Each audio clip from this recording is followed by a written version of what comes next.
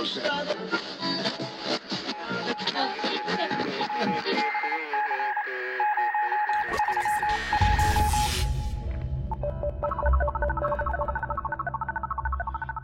the podcast doors, Hal.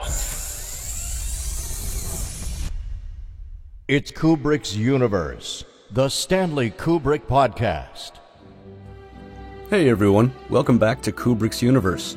I, Jason Furlong, will be here to guide you through this episode, and Mr. Stephen Rigg is manning the controls. So, design, culture, film, music, and art have always been at the heart of what Paula Benson does in both her business and her personal life. She is the founder and editor of the website Film and Furniture, the online resource which identifies and offers fascinating facts about the furniture and decor we see in our favorite films. The site attracts a worldwide audience and has grown to become the definitive place to learn about and source furniture and decor from many iconic films. Paula also co-founded the London-based design and branding agency, Form, where for 3 decades they have created award-winning strategic and visual branding and graphic design for clients. She frequently gives talks on design around the world. Now, Stephen first met Paula at the BFI back in 2019 during a Kubrick retrospective season, and now we present to you an insight into the locations and set design of A Clockwork Orange as we continue to celebrate the 50th anniversary of this awesome film.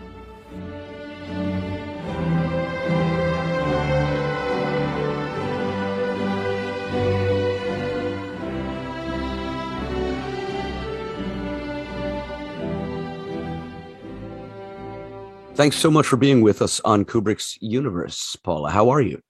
I'm very well, thank you. I want to get straight into a series of questions we have for you. Firstly, about your background in design, and if you could tell our listeners about your website, filmandfurniture.com. Yeah, sure. Well, going back to the early 90s, I co-founded the design and branding studio Form with my partner in life and business, Paul West. And our background's mainly in design for music. So we were art directing and designing for bands like Depeche Mode and Everything But the Girl, Elbow, many bands. And throughout the 90s, I think we must have done most of the big pop bands at the time. So that involved kind of, coming up with concepts for the whole visual look and feel, art directing photo shoots, working with some really fantastic and interesting photographers like Rankin and Mick Rock and great stylists, and putting together the whole kind of look and feel of an album campaign. And I guess, we've always been interested in the visual hook. And later we kind of took that design company into strategy, and, branding is often seen by a dirty word as some, but really it's coming up with the whole kind of, the communications, the look and feel, the words, whether that was for fashion, and we did a lot of live events, and we still do. Form's very much, still very much going, and we rebranded Abbey Road Studios a few years ago. So we've had some really fantastic projects, festivals, and I've always been interested in film, and I've always been interested in interior design, and those sort of references have always fed into our work at Form. But Film and Furniture was a sideline that I set up a few years ago, although it has definitely taken over my life. So like I say, I've always been interested in visual hooks and, symbols and iconic visuals that stick in people's brains. And it all kind of kicked off with Film and Furniture when I revisited The Shining about 7 or 8 years ago. Mm-hmm. I was looking at the Overlook Hotel and, the hexagonal carpet where Danny's cycling around on his tricycle around the corridors of the Overlook Hotel. And I was kind of studying the carpet, and I was thinking, God, that's become so iconic. It's almost synonymous with the film. It's almost like a logo for the film.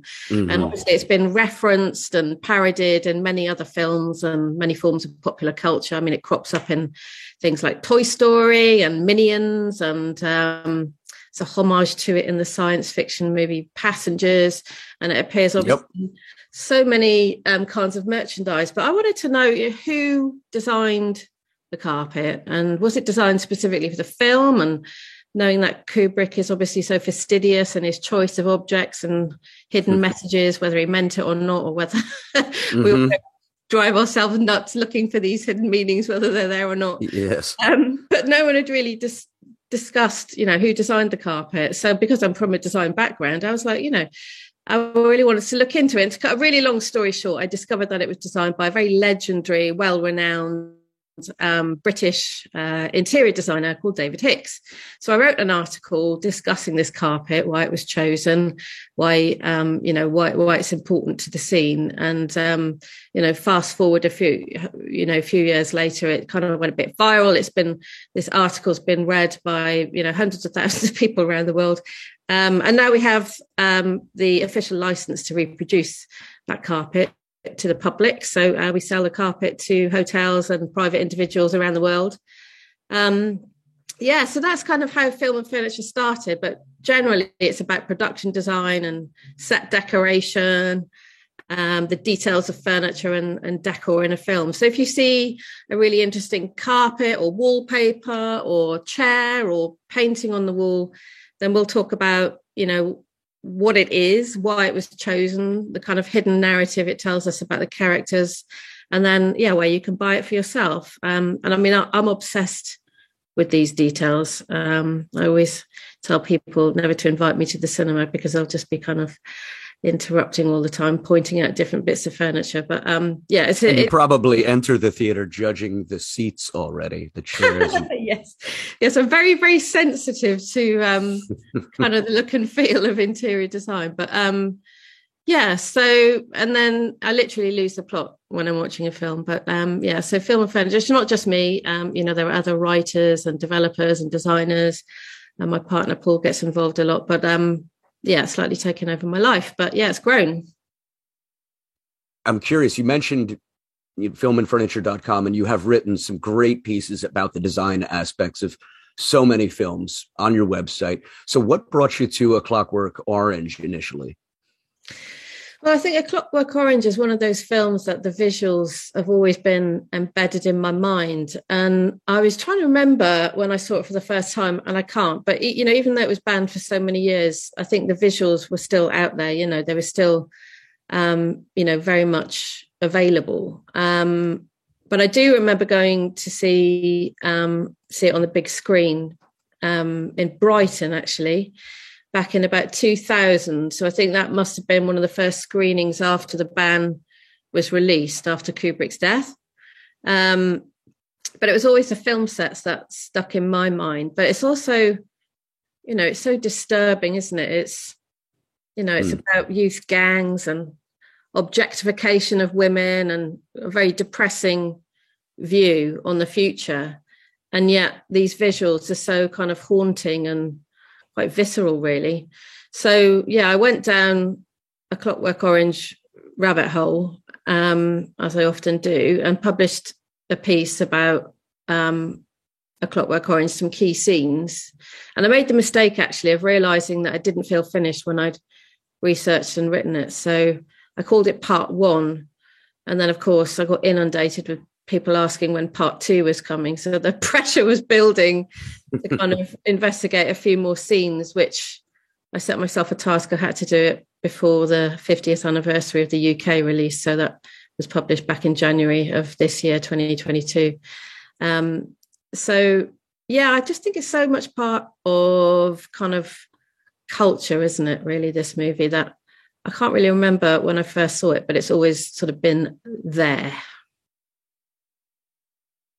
What are your different takes, if you will, between your first impressions and then how you came to the impressions you have now vis-a-vis, or shall I say, by way of your examination of the design and furniture within A Clockwork Orange? Yeah, well, it's funny when you're analysing things, isn't it? You become slightly dissociated from it. And I realised, the more I watch it, that I have become desensitised. Obviously, there's so many things in the movie that are quite shocking. And, even something that seems so innocent now, of seeing Alex, taking a piss in his parents' bathroom. I expect that was even shocking when it came out at the time. But once you've analysed things so much, I think you kind of stop being shocked by it, or you stop kind of. So I went back and I revisited it, pretended I'd never seen it again, and I was trying to work out why, especially the kind of the objectification and the rape scenes and all those things are so flipping horrific that I wanted to scare myself again by watching it. And once you kind of take away the analysis and just kind of get deep into the story, it still is very bleak, isn't it, really? Indeed. Now, the production designer, of course, on A Clockwork Orange was John Barry, not the film composer, of course, but we're curious what you can tell us about him and his experience prior to Clockwork. Yeah, well, I don't know a lot about him, but what I do know is that he started his film career with the epic Elizabeth Taylor film Cleopatra as a draftsman. I think that was his first entrance into the world of film in 1963. And then, I think he was a production designer for Kelly's Heroes, the Clint Eastwood movie in early 70s. And then obviously went on to do Star Wars and, Superman, the movie. So big blockbuster production designers. And then he was supposed to be working with Kubrick on Napoleon. Of course, that was never realised. But then they got to work together after Kubrick invited him back to do Clockwork Orange.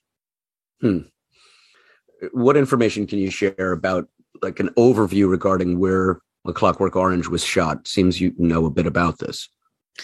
Yeah, sure. Well, I mean, I'm a fangirl, really. So I kind of, I'm no expert, but I do a lot of reading and a lot of research and go down many rabbit holes. So as most people know, Kubrick didn't like traveling too far. So nearly all of A Clockwork Orange was filmed within an hour or two of his home in Elstree in Hertfordshire. And most of it was shot in real houses, which doesn't really happen so much these days. And I think maybe 2 or 3 of the sets were built in a film studio. And I think, there was probably something of Kubrick wanting to prove that he could make a film that wasn't quite as extravagant or big budget as 2001: A Space Odyssey, which obviously he'd made previously. Home, Mr. and Mrs. Alexander, the writer's house, is the exterior of that was shot in Shipton under Winchwood in Oxfordshire, and the interior is in Skybreak in Hertfordshire again. So that's the house that where Mr. and Mrs. Alexander, the writers, tapping away at his typewriter and all hell lets loose. And then Alex's parents' flat was in near the Tavy Bridge area of Thamesmead, and the interior at Boreham Wood, a tower block called Canterbury House. And then the amazing record shop, of course, was Chelsea Drugstore in King's Road in Chelsea. So all pretty much within an hour or two of Kubrick's home, which I'm sure made life much easier and more pleasant. Indeed. It does seem he preferred to spend far more time at home with his wife, his daughters, and their dogs and cats than on set, if you will. So how much of these locations and or the set design do you feel helped tell Kubrick's story? Can you give us any examples that stick in your mind specifically? Yeah, well, I think, film sets can tell so many stories about the characters and what's going on and how we feel. There's so many hidden messages, conscious or subconscious. But I think the film sets of A Clockwork Orange, they're so hyper stylized. They're really exaggerated, quite lurid in places, very exuberant. And they tell, a parallel story as well as conveying messages about what the characters, their inner worlds. And they're recognizable enough for us to know that this is set in the near future. But we know it's not hundreds of years away. It's not like a sci-fi. So we're very grounded in the world that the characters are in, which I think makes it even the more shocking, really, because it feels like a future that is very much around the corner. And for, when it was released 1971, 72, it feels like that was a reimagining of what the present could be, with violence and weirdness and political nonsense. And I think we can say that we're very much there. But it also incorporates some amazing space age futuristic design, which was very kind of on trend or forward thinking at the time. So like, Alex's parents' flat is so brash and unsettling. And then the writer's house home is very modernist and very sophisticated and perhaps a little pompous. And then the Kurova Milk Bar, of course, is very bizarre and dark, and all those sexual sculptures of the women. And Catwoman's house has so many, provocative sexual art on the wall. And when I was analysing it again the other day, actually, I realised that there are so many objects in it that are protruding, coming out. Yeah. Just kind of in your face. There's lots of objects, even things I hadn't noticed before, like every light bulb or in the corner of every room is something kind of jutting out at you. Even Alex's kind of bedspread with those kind of like little peaks, everything is slightly spiky or bulbous. Oh, interesting. But yeah, I think Kubrick has placed, those characters in those surroundings, which also echo their inner world, something he was obviously a genius at. And it's all of it adds up to be an assault on the senses, and it creates that sort of feeling of unease and unsettling atmosphere. And it just keeps us slightly unhinged all the way through, I think. Okay, so let's move through some of the various scenes in the film that are particularly striking in terms of their look and feel. Starting with the Kurova Milk Bar. It's the famous opening scene where we are first introduced to the main character, Alex. The opening scene, wow. That close-up of Alex and his bowler hat and his famous eyelash and that menacing stare. And then, immediately pulling out to see the Kurova Milk Bar. Brash and very dark, exciting and sort of very highly charged atmosphere. I think millions of bars and clubs around the world have emulated that look, either consciously or subconsciously. I mean, I've been from bars in Amsterdam to clubs in Tokyo that I think could have been influenced by the Kurova Milk Bar, but it's windowless, so I think immediately you feel a bit sort of stifled. And then it's all black and white. They're very, very strong cast, apart from the only colour, which is the wigs of the female sculptures, their wigs of their pubic hair, their hair, the only colour in the whole scene. And then, we see the Droogs sitting in a row there drinking their Moloko Plus. So, and then you have the sculptures of the naked women in their high gloss white. And I know that John Barry had seen a sculpture exhibition of female figures displayed as furniture. And we now know this to be an exhibition of Alan Jones, the British artist, who had been playing around with this idea of figures as sculptures, and his first sort of erotic chair sculpture had been exhibited around 1969, 1970. So that included one particular piece called Hat Stand, Table and Chair, and that kind of really gained him quite international kind of status as as quite an erotic pop artist. But Alan Jones turned down Kubrick when he was asked to create sculptures for the Kurova Milk Bar. Because he was a famous director, that I would do it for the credit, that if I got a film credit, it would, it would be to my benefit.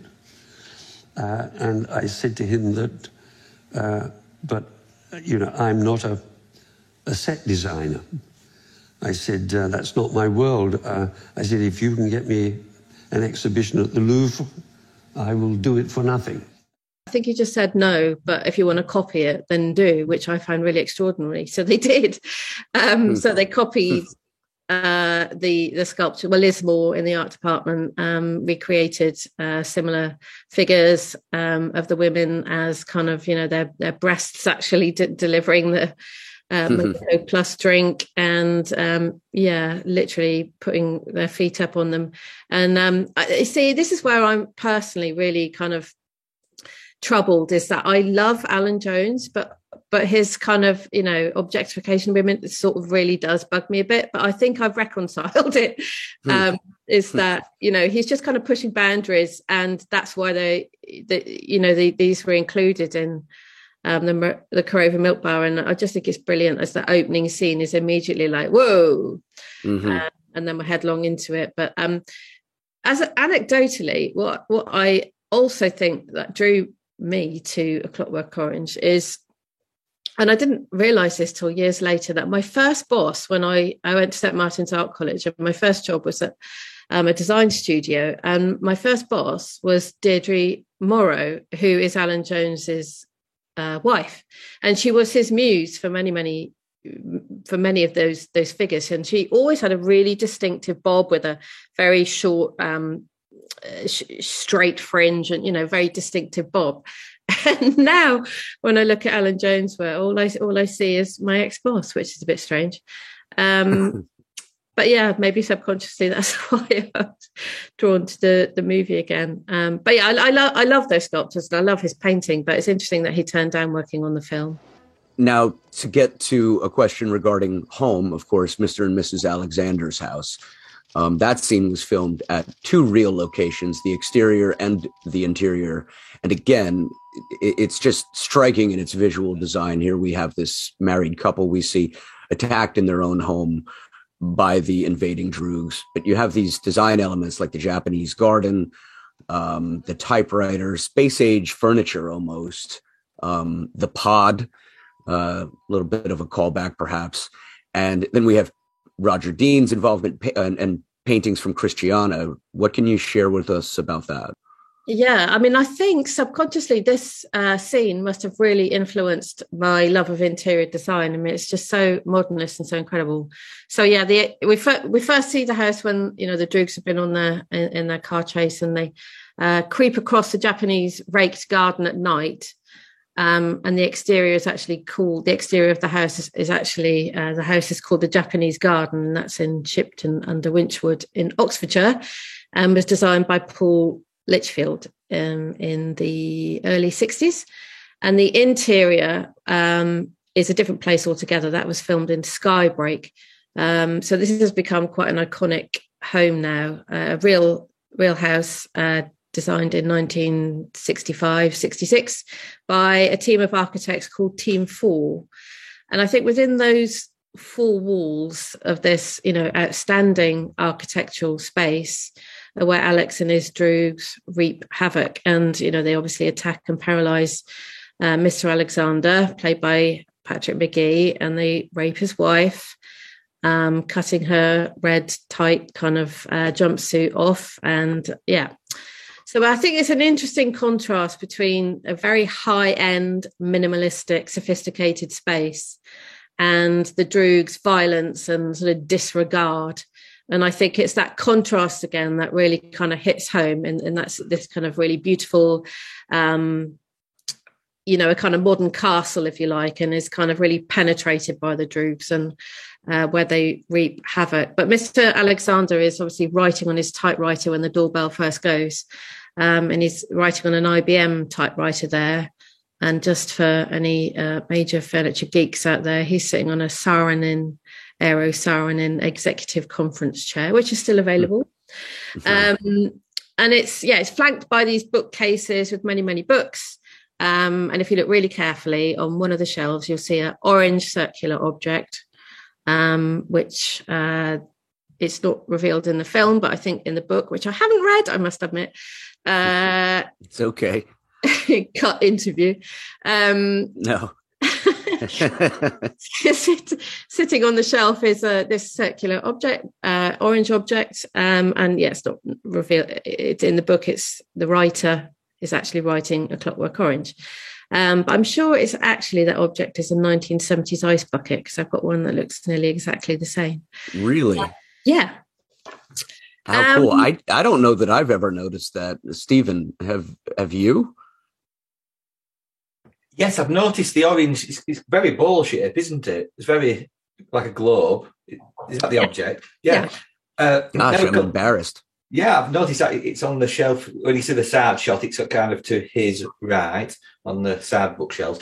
But I can imagine that being an ass bucket. Yeah, I can. Where the top had just come off and right. That's glass in the top of an orange kind of thing. Yeah, that's interesting. Yeah, I have got around to taking stills and enlarging and enhancing Blade Runner style to see if it really is. Oh, now you're preaching an evangel. That is my movie. Now you're about to set off a rabbit hole. Yeah, no, I won't. Let's not go down that one. I won't do it. I won't. I'd love to, but I see you at the bottom of that one a bit. I'm quite often down there. But yeah, so Skybreak. So beautiful open plan space divided by tiers, and those tiers are joined by the stairs, and just an amazing array of furniture. So on the first tier, Mrs. Alexander at the bottom is dressed in red, and she's sitting in that pod thing with an open lid. And then on the second tier, there's a red and black low chair, which creates a sort of vague heart shape. And then on the wall to the side of that, there's a heart-shaped artwork on the wall. So is home where the heart is? I don't know if you're familiar with Julie Cairns. She's one of my favourite Kubrick analysts. She just must spend so much of her time. But she came up with that theory, and I'm like, yes, you're absolutely right.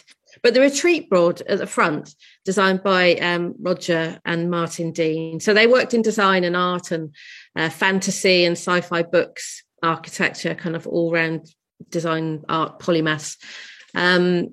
And they created that pod at the front. And oh my God, my mind was blown away when I started to research this. It's one of those where I was kind of hopping around the room. So the concept of these pods were like, they were almost like a dry flotation tank. So you could cut yourself off from the world. And they said, years before the film came out, that this design was almost like brainwashing. So you could hide yourself inside, and there'd be no sound and no light, and then it disconnects you. I've got a quote here, if you don't mind me reading it. Martin Dean said, "It has a soft fur interior to minimize touch. It disconnects you, and that's a state in which you are more receptive to propaganda or self-determined indoctrination via tape recorders, projectors, light effects, and so on. You could take your mind from a state of near sensory deprivation right through to sensory chaos." Like, bingo! That's almost like synopsis for the film. Yeah. Just, that's a prop you see for 1 second in the movie, and it's kind of like, this is how deep these production designers and set decorators go with their choice of objects. So yeah, it could almost be a description of Alex's treatment at the end. Wow. Yeah, that's deep. Quite deep. But also, like, Roger Dean crops up a lot in my life, and again, I realised that, I've designed so many record sleeves with my partner, Paul West, over the years. And in fact, I think part of the reason I got into graphic design was partly because of Roger Dean. I used to study the Asia album when I was a teenager. It was such an amazing kind of... Oh, wow. Yeah, of course. Artwork. And I used to kind of copy it. So, obviously had a lot of influence that I hadn't realised. But I love Skybreak. I love that scene, even though obviously it's terrible what happens there, but as a piece of interior design, it's outstanding. It certainly is one of the first things I recall jumping out at me on my first viewing at, I don't know, the age of 14, 15, as was the record shop. Now, we have to touch upon that. Of course, in the record shop scene, we see Alex browsing the shelves of a shopping market. And since you're sharing your experience as an album cover designer, so perhaps he's actually browsing for records, or maybe he's browsing, if you will, for his next victims, and he picks up two young girls who are looking at records. you must have some strong opinions and knowledge, I should say, about the record shop interior. Yeah. I mean, I'm very familiar with record stores.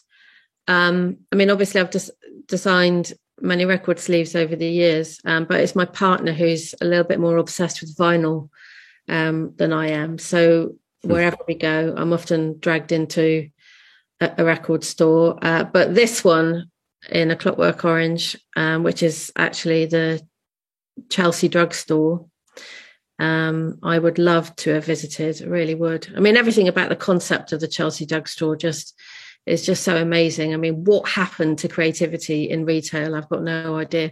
It's an amazing place on the corner of Royal Avenue and King's Road in Chelsea. This incredible travertine and brushed steel building from the outside, a kind of 60s version of a kind of futuristic build. It's very playful and bold. And then inside, where the scene for A Clockwork Orange record store was filmed, is the record store section of what essentially, I guess, was like a mini cool department store. So it had the record shop, the cafe, a chemist, newsstand, and, you know, food outlets. And it was open 16 hours a day, which was, I guess, quite unusual for those days. And many artists and bands hung out there.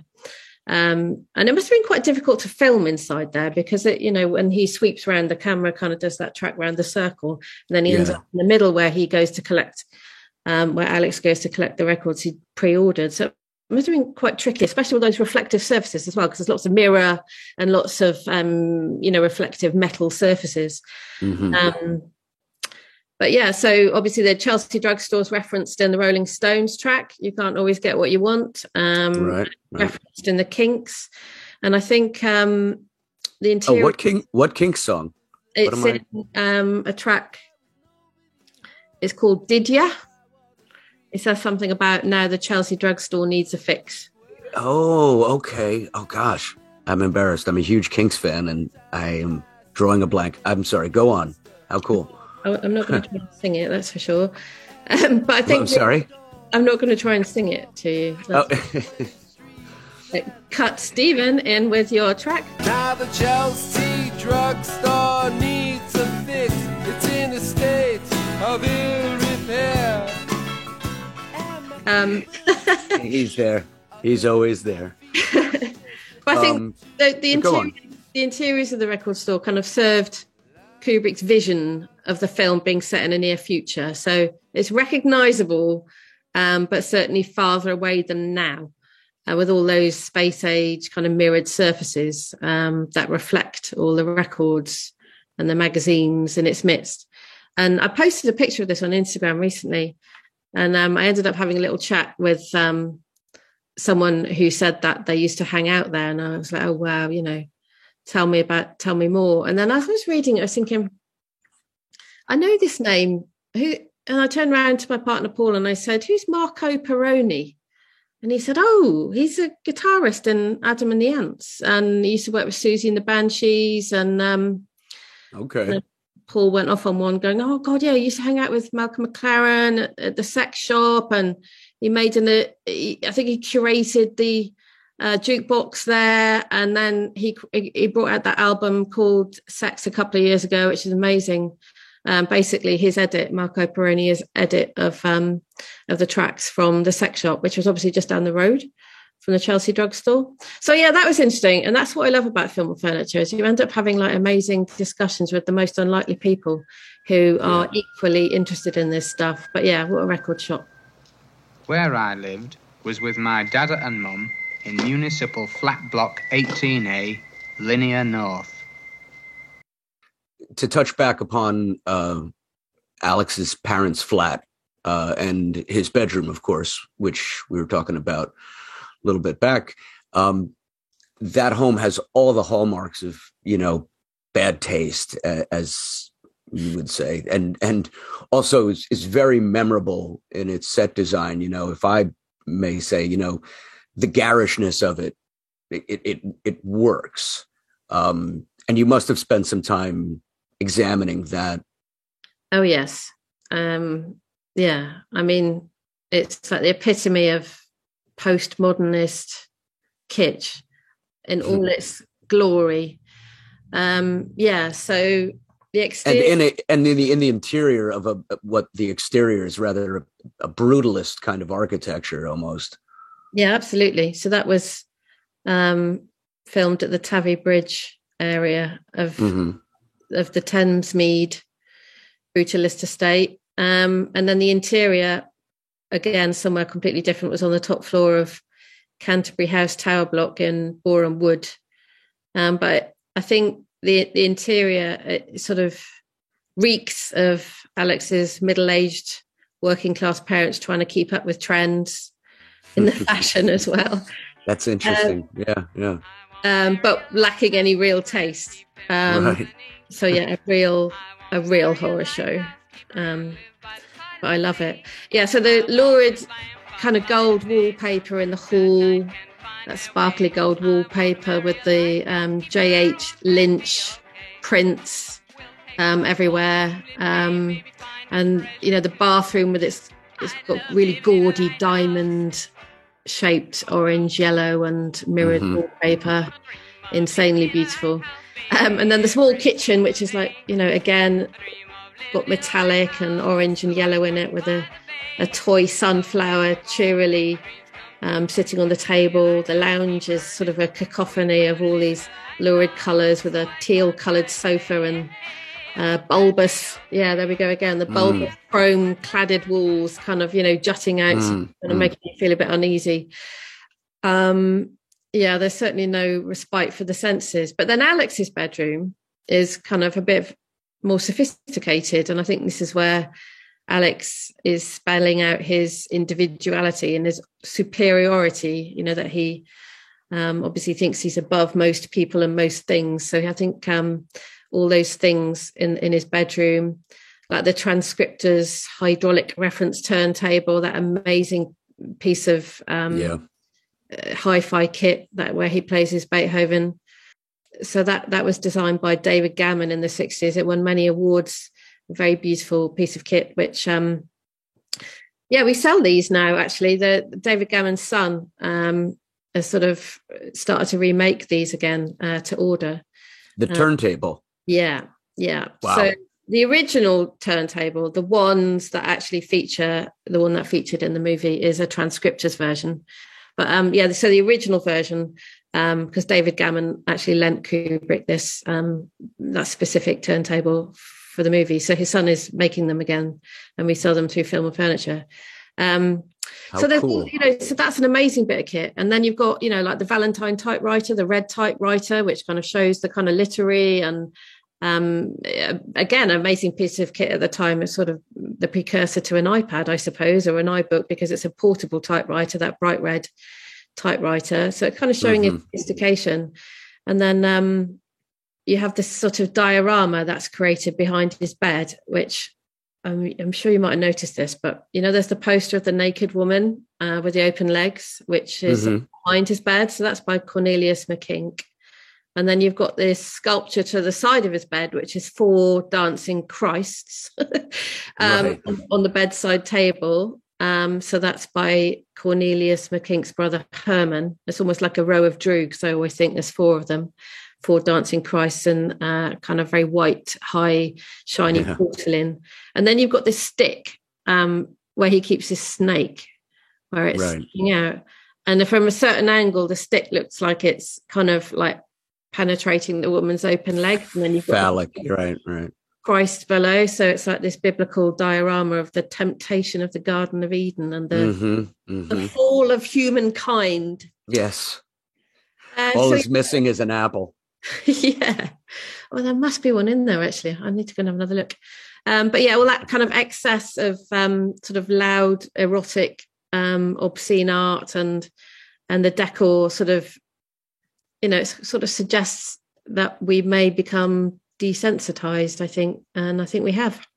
And to jump ahead, in the film to the scene with the house of the cat lady, this is, of course, the final scene before Alex is caught by the police and so brings an end to his crime wave, if you will. We touched upon that earlier, but please share your understanding of what makes that scene so memorable in terms of the design and its furniture? Yeah, well, the room. So Alex and his droogs sort of descend on what is a health farm, and it was a health farm at the time of filming, run by in the film, run by the yoga-loving cat lady. So Alex lies his way in, and then she phones the police. So the exterior is Shenley Lodge in Enfield. It's now a school, I believe. And the entrance is outside is guarded by 2 stone sphinxes. And I was contacted by someone not so long ago who has these 2 stone sphinxes. They bought them from some kind of antique store in South London. And I've analysed them, and I've overlaid the film stills of these sphinxes. I mean, maybe they were molds, and maybe there were lots of them made, but they look pretty much identical to me. And they just literally been in their garden for years and didn't realise. But also, the same exterior is used in an episode of The Avengers, and they're not okay. At that point. They are lions, so we know the sphinxes were particularly chosen for A Clockwork Orange. So yeah, inside, and Ms. Weathers in her green leotard and white tights practicing yoga in that room, full of bold, highly sexual art pieces, again by Cornelius McKink, with the green painted ceiling and exercise equipment everywhere. And as she does her yoga, she's surrounded by all those crazy cats. But yeah, those paintings are immediately kind of, set us as a sophisticated woman. She's running a health farm, she's doing yoga, and yet she has all this provocative art. And then the incredible, bizarre, shiny white kind of phallus sculpture, which is again by Herman McKink, who also created the dancing Christs on Alex's bedroom bedside table. So, and I always assumed that was made for the film. I mean, it's so perfect for the film. Right. And yet it turns out there was an edition of 6. They were being sold as art pieces. And then some research I did recently would suggest that it also cropped up in other movies, which seems very unlike Kubrick. So I know he's very protective of everything, but it was literally like a prop, possibly available from a prop shop or an art I'm place. curious, what, pardon the interruption, but I would hate to not ask what other films that giant phallic rocking machine of that art piece. Where else did that turn up? So apparently it was in a Tinto Brass movie, Dropout, which I've not seen. So apparently it appears in that, also with some Cornelius McKink. They were obviously the big artists of the day. So yeah, I've not seen it myself, but apparently they do crop up in there, both the artwork and the rocking machine. And then I don't know if you saw this, that they produced it in gold recently. No. So they reproduced it with the original cast, with the heavy pendulum kind of rocking, jerking motion, the same. Right. And it sold recently for £20,000. Yikes. It's such I can't believe that it was, I just assumed always it had been made specifically for A Clockwork Orange. And then obviously it becomes used in the fight with Alex and Cat Lady. I always kind of thought it was weird it was called Cat Lady, but that's her name in the credits, isn't it? Yeah. I want to ask about your take on the Ludovico Medical Facility, of course, which is also very striking, both the exteriors and the interiors. And they convey what we see as the beginning of Alex's incarceration and his path out, if you will. What can you tell us about what you learned regarding Ludovico Medical Facility? Yeah, so this is where Alex goes to be cured, in theory, of his evil ways. And it was filmed at the Brunel University Lecture Theatre, a very fine example of brutalist architecture, which I must visit. But it was designed by Richard Shepherd Robson and Partners. And I believe that architectural practice is still going, now called Shepherd Robson. But in the 50s and 60s, they pioneered the use of concrete shell structures, as was quite prevalent at the time. But brutalism is an interesting one, isn't it? Because it's often referred to as a style of architecture, but really the true ideology behind brutalism is about use of materials. So it's about honesty with materials, and hence the use of concrete, which comes from the name Breton Brut, which translates from the French as naked concrete. So yeah, this incredible building where Alex gets taken and is subjected to that. I was watching it again last night. I still can't believe they let him do that to his eyes in reality. It's got to be one of the most haunting images in film. Yeah. But, you know, some love the Brunel University for its brutalism and some hate it. But either way, I just think it's, it serves the scene so well as that kind of dominating, oppressive, that grey concrete backdrop where Alex suddenly becomes a little less dominant of his surroundings and the surroundings are dominating him. I'm curious what other Kubrick films you admire in terms of their production design, if there's any specifics that jump out to you. Yeah, absolutely. I mean, 2001 has got to be my personal favourite, particularly for the space station lobby of Space Station 5, with the high white surfaces and then those red chairs dotted around, which are the gin chairs by French designer Oliver Morgue, which again we sell through Film and Furniture. I managed to track someone down who the original company that made them went bust in I think the 70s or 80s, and I know someone who bought all the stock. So amazing chairs, very low slung, but I think again such an iconic scene. It's embedded in my memory. So I'd say 2001 is right up there. As is The Shining, for all the reasons that I mentioned.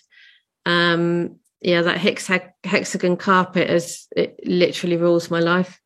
And it's all over pop culture, as you were saying before. I mean, I was recently at what technically can still be called a music shop, although they mostly traffic in things like comic books now and these Funko Pop dolls, and they also sell music, whether it's vinyl or cassette tapes are actually making a comeback with the young generation, which is bizarre to me. And there were Shining hexagonal carpet socks, high top sneakers, and on and on and on. It's almost as though it doesn't need the branding of, Warner Brothers on it anywhere to say, this is from The Shining. These are everybody just knows. And me being, getting close to being a geezer, I've got my eye cast over to these kids and they're just like, oh guys, have you seen that? These are from The Shining. We should get those. And it's just like, wow. Okay. We're handing off the torch to, the kids who are discovering it for themselves for the first time. And yet, we had, let's say, not much more than a copy of it on VHS to really get into it. And so it's completely understanding, as you say, that it would, overtake your life. It did mine for a time until I started to see all its ubiquity in everything. And then I was like, okay, all right, there's so much else in Kubrick that I need to focus on. But it is a great entry point, I think, for a lot of people who become, for lack of a better word, hypnotized by Kubrick. Yeah, and I think on the one end you have like the socks and the iPhone covers and all that. Uh-huh. I've got a client who is just putting the finishing touches on. He's recreated the entire Overlook Hotel in the basement of his, I don't know how big it is. It must be huge, but literally. Oh my. So I've supplied all the officially licensed carpet of for the cinema, the theatre, the 237 room carpet, which we also produce for all the bedrooms. He's recreated the green Art Deco bathroom and the red bathroom. I mean, this is how big it is, but it's not in the slightest bit tacky. It is so beautifully done. The craft. Wow. It's absolutely unbelievable. So yeah, that's on the other end of the scale when it comes to devotion to Kubrick and The Shining. Fascinating. He probably started out going, "Ooh, look at those socks." Yeah, see what happens when you've got too much money. Right. I think the only two items I have got with the carpet on them are socks and an iPhone case. So I'm the classic example that we're talking about there. Guilty.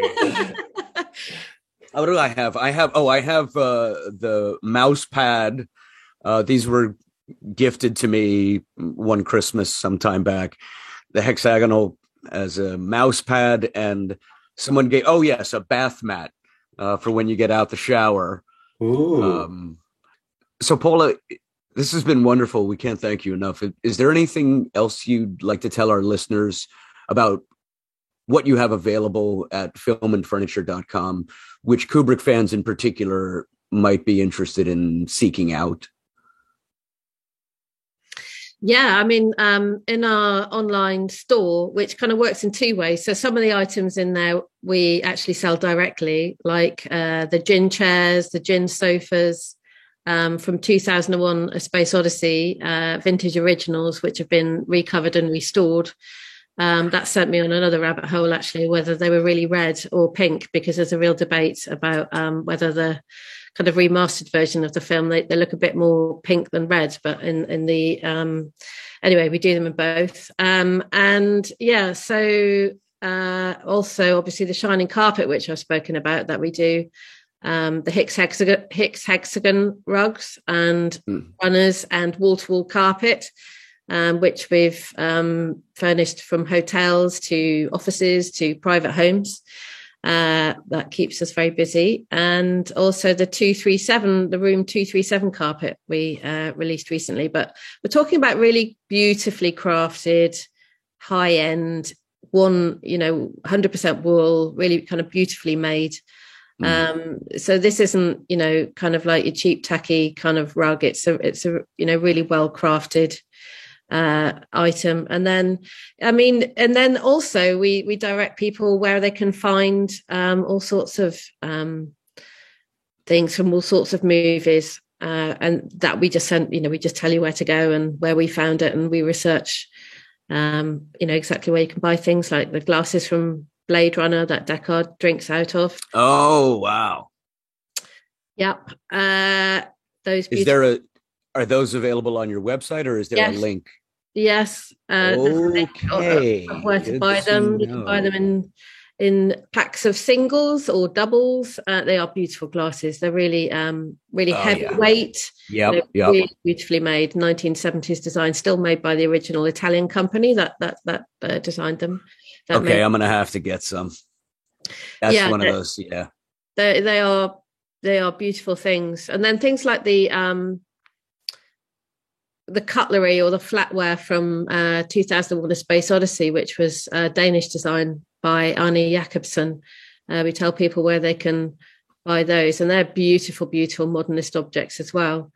Or right through to mugs and posters, through to amazing high-end sofas. So yeah, it's all in the store section, and then the features section of the website goes quite deep into discussing, analyzing all the stuff we've been talking about today.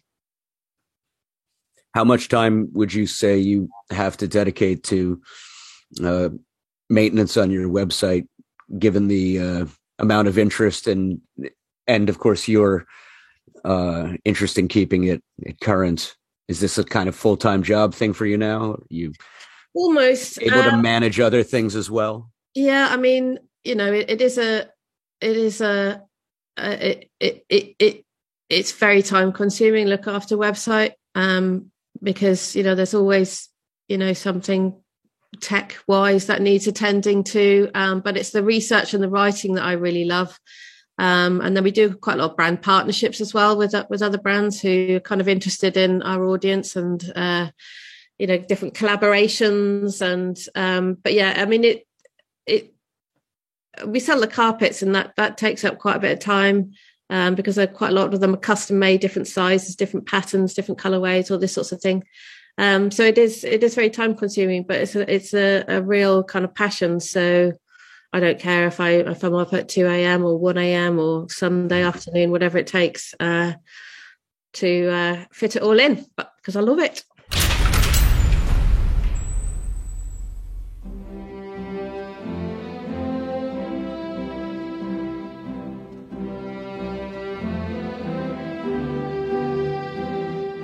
Hey, our deepest thanks to Paula for joining us on this episode. That was very enlightening and super cool of her. Now, if you want to read more about the set designs of other Kubrick films, as well as features on other films such as Blade Runner, then wiggle them fingers over to the keyboard and head over to filmandfurniture.com. Don't forget to check into the Stanley Kubrick Appreciation Society on Facebook, as well as Kubrick's Universe page on Facebook as well. And please, do take just a moment to rate and review our show via your own EVA pod player. This will help bring attention to our show for listeners who have not yet discovered us. Go on, scroll down through our episodes to the bottom, and click a rating, and write a review. What are you waiting for? Come on. Do it now. That's right. On our main show screen, just scroll to the bottom and... My God, it's full of 5 empty stars. Make your choice. Now write a review. That's it. Well done. And thanks. Our show was produced by Stephen Rigg. I'm Jason Furlong saying thanks for joining us in Kubrick's Universe. More Clockwork Orange exclusives are on the way. So, we'll see you next time. In the stripy hole. It's Kubrick's Universe. We just live in it. We have taken very thorough precautions in this podcast against broadcasting anything which might only be attributed to human error.